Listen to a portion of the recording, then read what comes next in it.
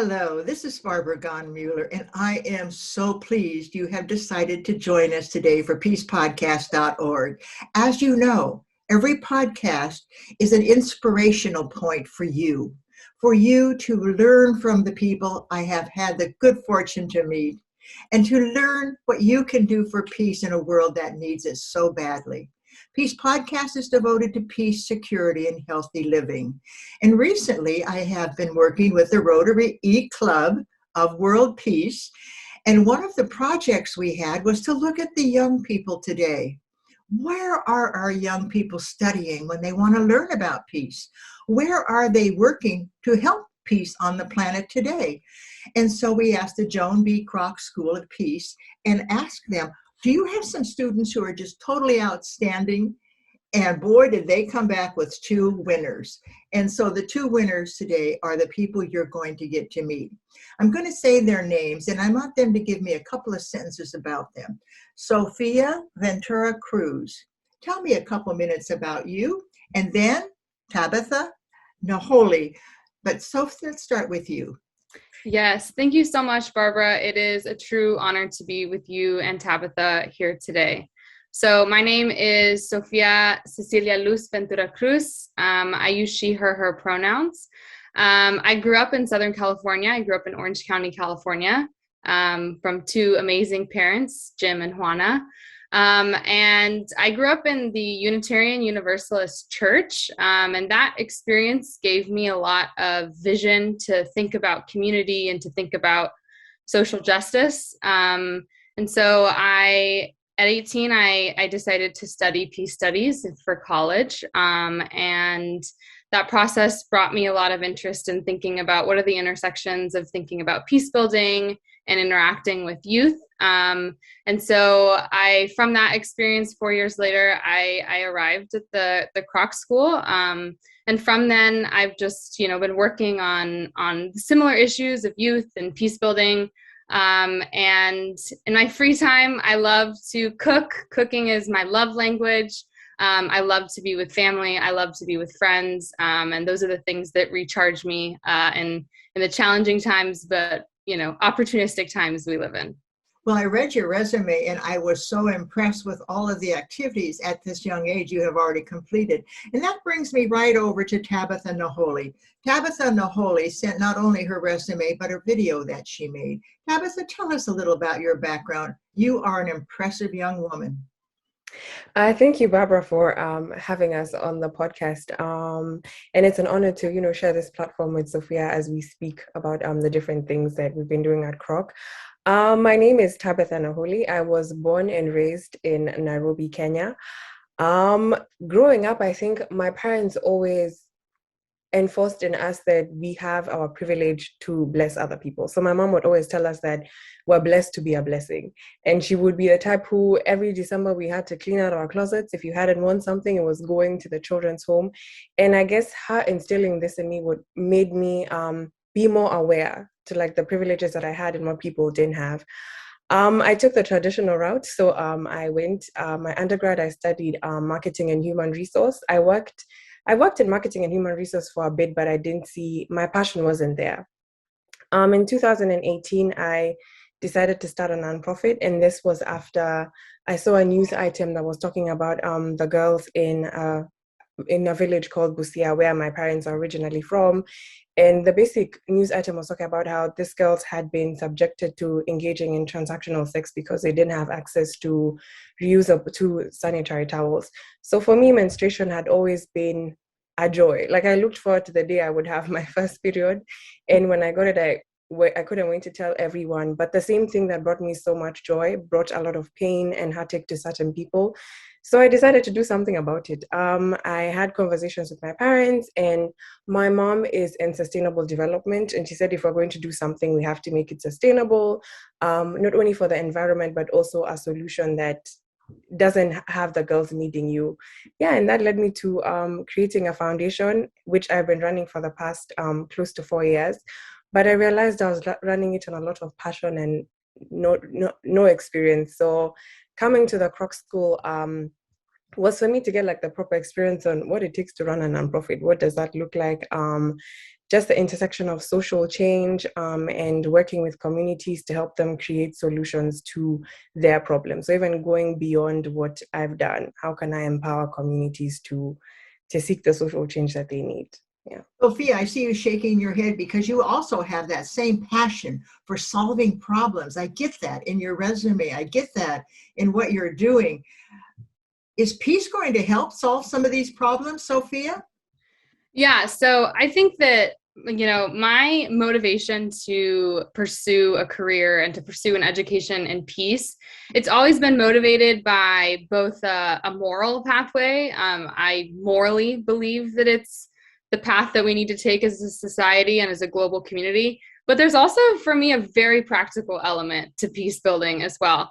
I see peace building, I see processes of community building, processes of societal healing. I see those as the most practical avenue to achieving the change that so many of the people, so many communities are, asking from leaders and asking from community members. So, I think that peace is the option for me. It is the way that we can bring people together, and it often helps foment so many of the things that people are asking for greater representation, for greater avenues to be involved in their community, so many of those things. So peace is the route to those. You're saying peace is the route. And with peace, if you don't have peace, you can't live your destiny. You're so busy worrying about your safety rather than your destiny, and your destiny is calling you, but you're so busy, protecting yourself, etc. Is that right, Tabitha? Is that what happens when you don't have peace in your life? Yeah, I think for me, because my first, experience with like a direct conflict was when we had the post-election violence. And for me, I thought peace was something that happened in northern Kenya. But then how that impacted our lives was we couldn't travel, we couldn't move anywhere. So that's when I realized that a lot of things can't exist without peace. And that's why I guess we've seen even sometimes businesses will come in to step in and help, end a genocide, because they can also do business because there's no peace. Yeah. Boy, did you say that right. Sometimes you're so stymied because you have things you have to take care of first, and the peace that you need isn't necessarily there. So you both have field engagements. You're both working in the field of peace. Talk about that, Sophie, a little bit. What are your engagements that you're involved with now? Yeah, so my engagements in the field have been different in the past 2 years. So I started at the Kroc School as a practice fellow at the Kroc Institute of Peace and Justice and their cross-border department. And so I was doing a lot of research and understanding the intersections of, so many of the issues we see of, inaccess to justice, climate change, gender violence, and how all those things were happening in the border, U.S.-Mexico border region. And so that led me to an internship last summer at the Inter-American Foundation, where I helped them develop a chronic violence framework. So it was expanding, understanding violence from something that is just episodic, something that happens one day or the next day, to understanding how violence is actually experienced in communities in a chronic level, and how that impacts people not only psychologically, but their ability to engage civically and all of those, those aspects. And then I kind of took a 180 shift. And so right now I'm actually working as a peace mentor in a elementary school. So I work with K-5 students. And I do peace building, restorative justice, and conflict resolution. And I teach that from kindergartners up to 5th grade. And I work with a caseload of about 14 students individually and working with restorative justice with them, but also bringing in lessons of, anti-racist lessons and gender inclusivity lessons. And I bring those into the classroom as well. So that's kind of the avenue that I'm in right now. But I would say that the thread between all of those three is thinking about how can we engage with communities to prevent violence, instead of getting to the place where violence has already occurred and harm is already so deep. How can we empower communities and work with students right now, in my case, to prevent violence in 5 years and 10 years. That is such a noble cause. You know, I feel so sad when people don't look at alternatives to violence. When the violence strikes and you know that you just want to hit somebody because you feel so badly. And so just you being present might just really be the key, that you're paying attention to them, listening to their stories, being that beacon of peace they need in that moment. You know, it's time, Tabitha, you probably have had the same sort of stories. You've been in war-torn areas, haven't you?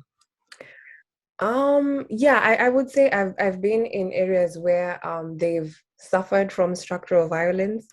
And one experience that I had is, so in just after the pandemic had begun in Kenya, in about April of 2020, an area in Western Kenya had floods.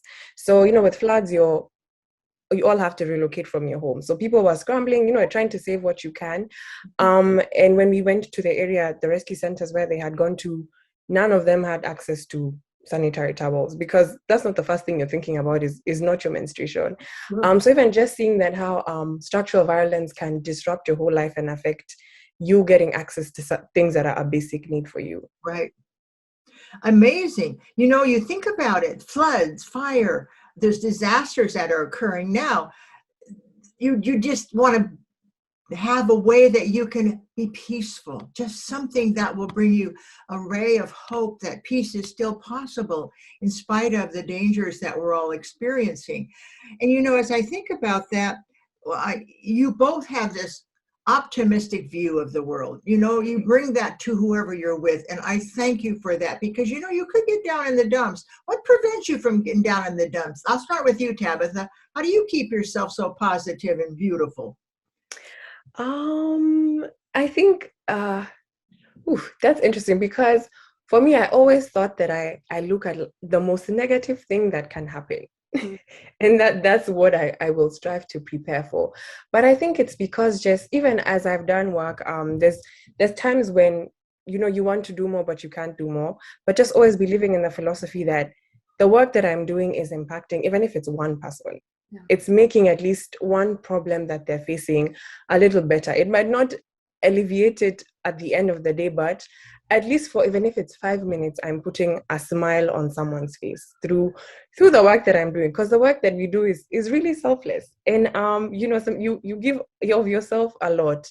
But I think in 2020 with the pandemic, I also suffered from a burnout, and that's when I realized that you also have to pour into yourself, because you can't pour from an empty cup. So also just proactively, taking steps to take care of my mental health, whether it's, I had to regularly go for grief therapy, and now I have to go for therapy every time, just because after you're trying to solve people's problems and you can't really carry the weight of their problems.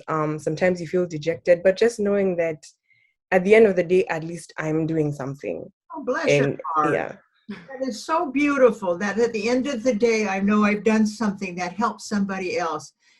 And what do you think, Sophia? Is that kind of how you manage your beautiful personality? Yeah, no, I relate to that wholeheartedly. In my personal life, I'm a bit of a catastrophizer. I tend to imagine and visualize, like Tabitha, you said, like, what is the worst thing that can happen here?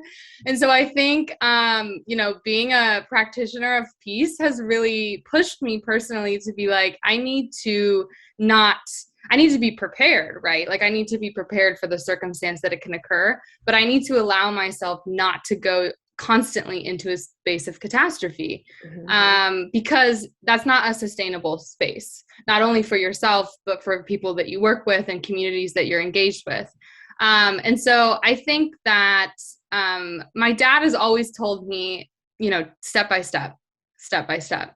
And so I think that is the motto now that I try to live by in the work that I do, is that when you start to really visualize how massive these issues are and how linked they are, it can feel like a mountaintop that will never be reached. And so I think that my approach to how am I going to find hope is taking it step by step, but also having that hope be I've struggled a lot with hope. I think that hope and despair are very connected. I don't think that I think that they have an intimate relationship with each other. And so my approach to finding hope is to activate myself, right? So to find how can I activate myself? So I tried to take it step by step, but I also am a person who prioritizes joy that is completely unrelated to the peace field. So I would like to be laughing with my friends. I would like to be laughing, with my partner and with my parents and being silly. I think if I didn't have the space to be silly, I would have a really hard time in this field. And, just the other forms of self-care, cooking for me is incredibly therapeutic, meditation, exercise, all of those things. So I think having an active personhood that is not immediately involved in selfless work or service or the peace field is really important to remember who you are first and foremost, which will allow you to go out into the world whole every day. You agree with her, Tabitha? Yeah, I agree with that completely. I would not subtract or deduct anything or add anything to what she said. Isn't it true? You know what she says? Prioritize joy. Take time to be silly. Why not? Take time to be silly. Last night I had my birthday party yesterday. It was my birthday. Oh, yay. Oh, happy birthday. And so I had a spontaneous party, let me tell you. My husband's book is called Prophet the Hat Maker's Son, and the biographer of my husband came to town. And I thought, oh my gosh, we've got to introduce him to some of my friends. So a spontaneous birthday party. One of the people who came was probably 83. And she said, you know what I decided? I'm going to laugh more. I'm going to find reasons to laugh. So coming from you and then going to her, this is what I'm finding. We need to do this. It relieves the tension. It relieves the pain. And your generation suffers more than my generation. Now, why? Because you guys have social media. It interrupts your life. It tells you things and you think, oh, I should have done that. It puts you in the shoulds when you should be in the coulds. Don't you agree? I could do that if I so choose, if that matches my life's path. My life's path is unfolding in front of me. I read yesterday, you are the action you take. And the actions you take are powerful. So let's see, how can you give a message to this generation who may be very sorry that they were even born? So can you give them a message of hope? I'll let whoever wants to start. I think I've struggled sometimes with imposter syndrome. And I think it's more people say, oh, you've done all this, you've done great work. And I'm like, have I really? And for the most time, especially because being a young founder and a young social entrepreneur, I would always compare myself with other people in the same field I'm working in. Like, they're so far and I'm just here. And my mom would constantly tell me, you're running your own marathon on your own track. Like the same way when people are running in athletics, you're not allowed to cross over to someone else's track. That's the same way you should take your life. Their track is their track. They might be close to the end or close to wherever they are, but you're running life on your own track and you're the one who sets your own terms. And I think even just once she told me that, I was like, okay, so my goal is to always seek to be a better version of myself because I'm my own competition. And sometimes social media can show you, everyone is doing well, people are, are living their best lives. But then just the same way I think of, I wouldn't want to put the worst version of myself on social media. Like, it's like your first impression, you're showing up. So the same way these people that I'm trying to compete with are also not showing their worst selves. They're not really showing their most vulnerable selves. And I think, the hope is just coming from, you are put on this earth for a purpose. And while you're striving to find that purpose, you try and do the best that you can. You be a kind person because kindness goes a long way. You never know what people are going through. And once you find that purpose, you just continuously strive to improve as you work on that purpose. Yeah. And you don't need to be perfect. I have discovered that. Sometimes I say, well, I can't do that. I'm not in the mood. I do it and it's fine. Perfection is something I've thrown out the window. You're never going to be perfect. And if you wait for that, you're never going to get anything done. The most important thing is just to move through it. Is that right, Sophia? Yeah. So just to add go on for to it. Before Sophia goes, I'm I say I'm a recovering perfectionist. And one thing my therapist told me is progression over perfection. Yeah. Progression over perfection. May I quote you? I'm going to make a bumper. Go ahead, Sophia. Yeah, no, I think that that's actually a perfect segue to what I was going to say, is that I think that in terms of having hope and thinking about, I think that a lot of the messaging that we get, especially right now, is very grim, and it should be for a reason, right? But at the same time, I think it's really important for people to like demystify change making, because again, when we view it as, when you look at the end goal of like dismantle this system or end all war, it's like, how am I ever going to be able to contribute to that, right? So I think viewing peace and viewing change making as an everyday practice, something that you wake up and you say, today I'm going to choose to try to be kind. Today I'm going to choose to see every human being as a human being. And making it smaller, taking it down from that hill and just saying, how can I show up today? And yeah, to Tabitha's point, like comparison is like the evil, like that is what makes you feel disempowered. That's what makes you feel like you're not important, that you can't contribute. So I think to find hope in this time is also to turn inward and to like learn how to love yourself and cherish yourself. Because that work is what allows you to go out and say, I'm whole because I'm whole, not because someone else is this or someone else is that. So I never realized how much of peace work is internal. I didn't necessarily expect that / want that going into it, but it's been a huge process of personal journey too. So I think that would be a huge, a huge piece of advice for, younger people. I am still a younger person, is just to turn inward, to love yourself, to cherish yourself, and to remember that change making can happen every day in the small ways.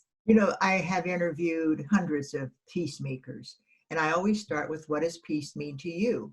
And every single one has said it's an internal process. It begins inside. And you just said that, Sophia. Do you agree with that, Tabitha? Yeah, I agree. And I liked when you said, I am whole because I am whole.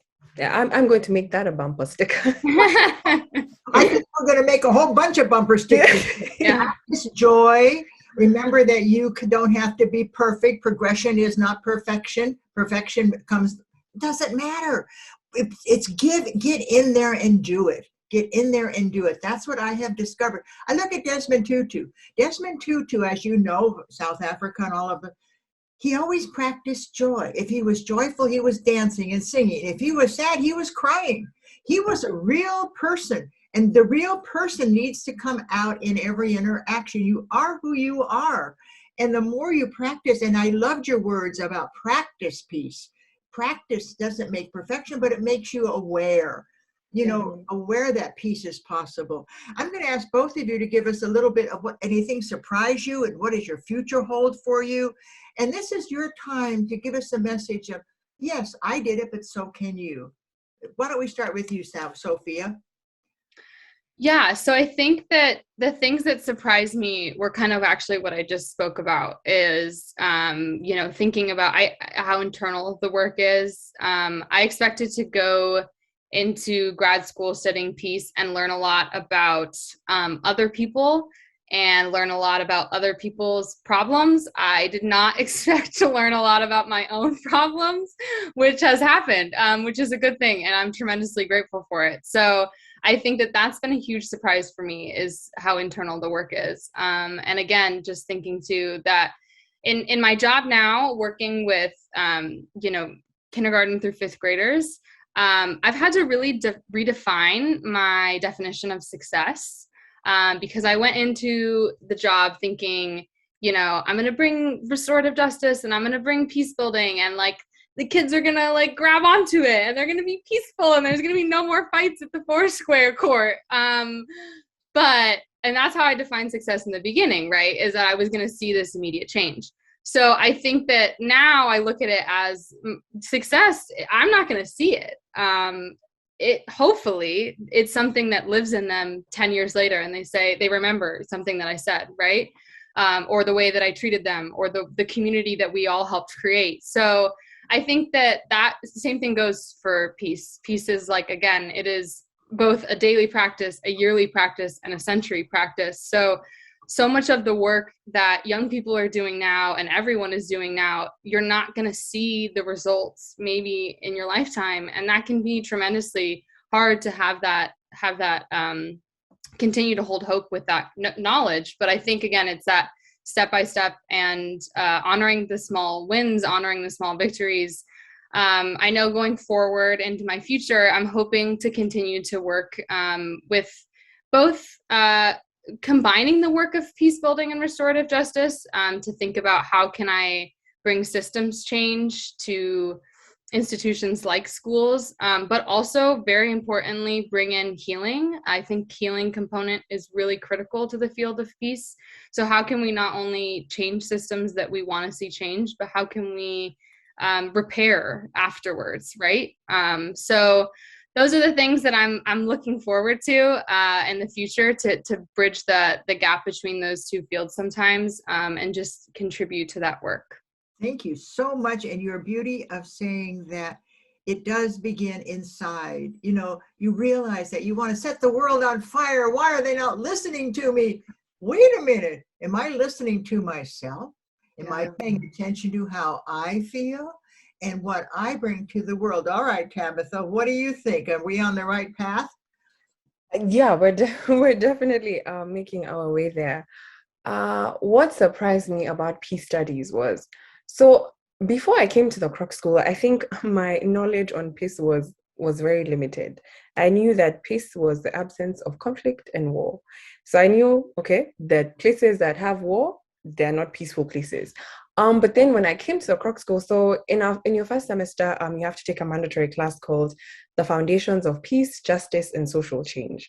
So I came to the Kroc school to study social innovation. So I was like, what does this really have to do with social innovation? So I really grappled on like, why am I supposed to study this? And in the first section, we tackled some big questions. And one of the big questions was, what is peace and what is conflict? It was in that section that I realized that there's two different types of peace. So there's a negative peace, what I knew as the absence of war, and there's positive peace, which is the absence of structural violence. Yeah. So I think even realizing that, I was like, okay, so the work I've been doing is related to peace studies. Like, I'm trying to eliminate forms of structural violence that have been limiting girls and women from accessing a basic need that they have. So that was mind-blowing, and it shifted my mentality, and it just expanded my worldview of the possibilities that nonprofits and that change makers and that people who are working in this development space have in terms of contributing to promoting positive peace. So where do I see my future in relation to peace is definitely continuing the work I do in social and reproductive health justice, but also including advocacy in that as well, but also just peace education for young people like me who are naive and only knew peace as the absence of war. So trying to educate them on like the different forms of positive peace and how you can, play a role in terms of innovation, advocacy, aid, and development. Because I think we definitely need to supplement the efforts of those who are working so tirelessly to eliminate the forms of violence and promote negative peace. Wow. If I could just add something real quick to that. Yeah. So Tabitha, something that you said there really resonates with me in the sense that another thing that surprised me, and I think it's an important message to continue to spread about peace studies, is that so many people, the greatest peace builders in the world, some of the greatest activists in the world have never gotten a degree in peace, right? Yeah. Have never studied peace. So I think that when I worked at the Kroc Institute of Peace and Justice, I helped launch a Border Fellows program.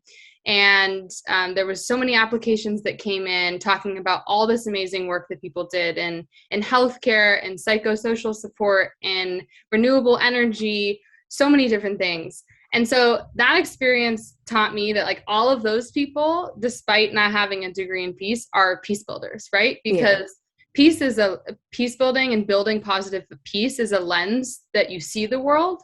And it's about how you interact with people and wanting to change structures that have, caused and perpetuated harm. And so I think that that's another thing that's important to remember too, is that some of our greatest leaders in this field are not who we consider to be, have received degrees in peace. And so I think continuing to expand ourselves and build collaboration with teachers, with doctors, with all the engineers, right? And to expand the playing field for who can be a peace builder, I think is essential for us, for this work to really stick and be sustainable. Yeah. Well, you're here because of the Rotary E-Club of World Peace and Jack Freelander, who has been saying, we need to hear the students. We need to hear what they think, because that's where our future is. And so I'm going to give you both a couple of seconds, and let's say a last word from you, Tabitha. What would you like to leave with our today? I think just encourage people to try and play the small role that you can towards advocating for peace. Sometimes it starts in the most simplest ways in the home. And I grew up with my brother and I used to fight a lot. So if you can be a peacemaker at home among your siblings, that's you practicing an aspect of peace. Well, that brings me to this little thing I keep here in front of me. My husband and I were speaking at a Montessori school, and we started peace corners, just a simple little thing like this in your home, that everybody has a little peace corner, and that's your place where you can go. You have a chair and you have the little sign, and then you can make your sign and you sit there, and that's your place to be peaceful. And so this little boy, I was doing it at a Unitarian church, and he said, can I bring my dog? And I said, you can bring your dog. And then the little girl says, can my mother sit in it? She's not peaceful. I said, absolutely. So these children get it. And then I asked a question, what is peace? And you know what they said? Love. Peace is love. And so I got that from both of you today, that you both are filled with such enormous amounts of love for the world and the work you're doing and the passion you have. And I want, Sophia, you'll finish up today, and then I'm going to say thank you to both of you. Sophia, what would you like to leave us with? Yeah, I think that what the message that I would leave everyone with is echoing what Tabitha said, right? About how can we do, practice peace at our homes, in our own personhood. I think the biggest advice I could give is to practice peace with yourself. That will allow you to show up peaceful in the world. But the second part of that is also, I encourage people to think about, who is my community? Who are the people that I care about? How can I help show up for them? How can I be a person of healing to those people that I love? And that can be your family, that can be your maid family, that can be your neighbors. And I think if we start there of thinking about how do I engage with my community, that allows us to kind of tease out some of those bigger issues that we need to work on. But I think thinking about how we can show up as a healing and loving person to the people around us is a good first step. What a beautiful way to say thank you. Thank you for being with me, Tabitha. Thank you for being with us, Sophia.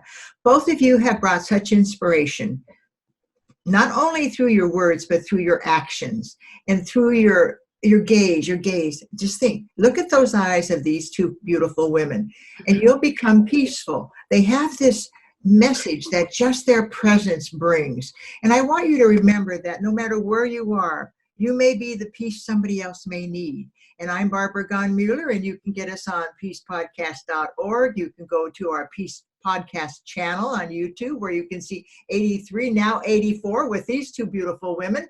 And these are peace scholars. These are women who have decided they're going to spend their lives doing peace wherever they are and how it can happen. I thank you both.